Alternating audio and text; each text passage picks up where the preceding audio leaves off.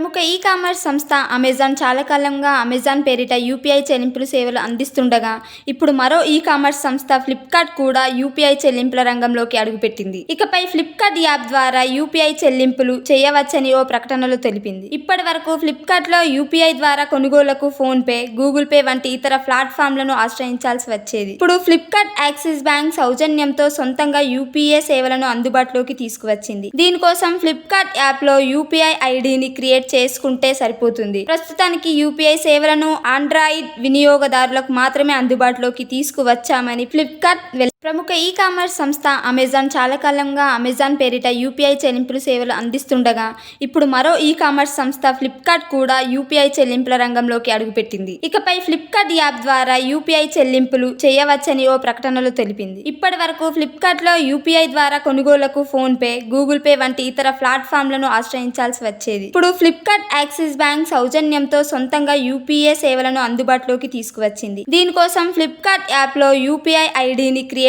చేసుకుంటే సరిపోతుంది. ప్రస్తుతానికి యూపీఐ సేవలను ఆండ్రాయిడ్ వినియోగదారులకు మాత్రమే అందుబాటులోకి తీసుకువచ్చామని ఫ్లిప్కార్ట్ వెల్లడించింది.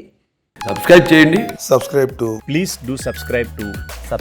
Please like, share and subscribe to top Telugu TV. Top Telugu TV. Top Telugu TV.